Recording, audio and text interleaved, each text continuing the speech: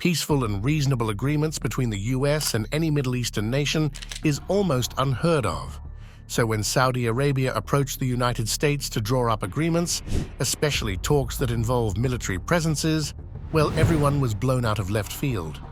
But Saudi Arabia isn't going to allow the US to run amok in their neck of the woods just yet. They want a fair distribution of rights, and if the US are willing to play along, well, it's a case of you scratch my back and I'll scratch yours. And Saudi Arabia set it up in such a way that whatever route the US takes, they're going to make someone unhappy. It is only a question of what Uncle Sam decides is the lesser of two evils. Before we get into Saudi Arabia's demands, we need to take a look at exactly what's at stake and what their relationships are to the nations that surround them. You see, Saudi Arabia is rich and powerful enough to have a lot of say in matters in the Middle East and on the outside too. Their oil, trades, and allies make them a formidable enemy to have. Now, we won't go into what the circumstances are for them to not be on good terms with some of their neighbors, but it's important to know who they don't get along with, at least. For one, they don't like Iran or Iran's habit of interfering with their neighbors' politics. The 2019 attack on Saudi Arabia's oil fields was heavily funded and orchestrated by Iran, allegedly. And honestly, Iran's habit of sowing as much chaos, sometimes without much reason or incentive, is not only perplexing, but incredibly dangerous to the stability of the entire Middle East. Then there's Israel. Israel as a country in and of itself isn't what makes them uncomfortable. Saudi Arabia just never liked the fact that a UN nation was smack dab in the middle of the Middle East. And who can blame them?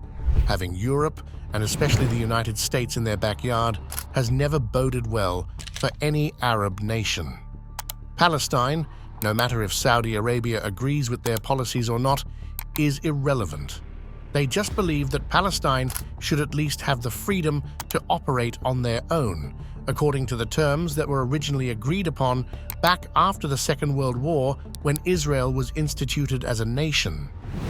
So when treaties and negotiations started with the US, that was one of their demands. Give Palestine back the land that was allocated to them back in the 40s. This puts the US in a sticky situation. Israel sits right in the middle of Palestine, and over the years, they've annexed more and more land every time Palestine attempted to get rid of them. And the US funded or aided most of the operations that won Israel all that extra land.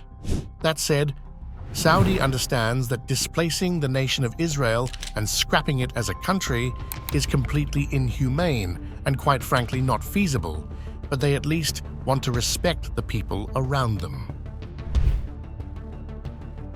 The fact that Saudi Arabia, Israel, and the US have a common enemy, in this case Iran, makes a defense deal a very real possibility. Saudi Arabia has every intention of stabilizing the Middle East, and for that, despite past histories, coming to agreements with the rest of the world is essential, especially if that means keeping its oil reserves safe from attack. The agreement with the US was met with enthusiasm from America. The terms are that Saudi Arabia can count on US support in the event that they ever face an attack. The US had some terms to attach to their end of the deal. They'll give their military support, but only if Saudi Arabia is willing to recognize Israel as a country. The Saudis are fine with this, as long as the US gives Palestine back the land that was originally agreed upon in 1948. Bringing us back to that sticky situation that we mentioned before, we'll just have to wait and see what the US decides to do. Israel isn't going to give up land that they won after being repeatedly attacked without a fight. According to them, they won it fair and square. But Israel can't go up against their biggest ally with too much venom. They are currently in open warfare after all, and they need all the help they can get. What's decided in the end isn't nearly as interesting as Saudi Arabia's power move. They've made it quite clear that the US needs to keep itself in check. This agreement needs to serve all sides involved, and they aren't willing to lay down and expose their bellies like dogs, like so many have done for the superpower in the previous years. The Saudis have opinions, demands, and a way of life that will be respected. They are not going to allow Iran's threat or the US top dog title to make sissies of them.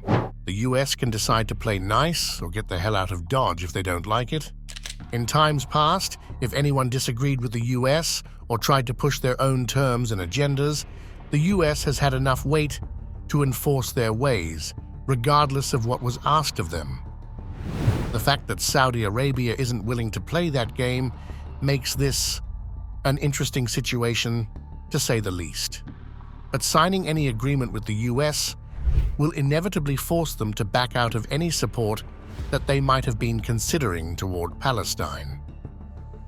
It doesn't change much on the war front as it stands now, but it is significant that that door will close indefinitely on Palestine if they were ever counting on support from Saudi Arabia.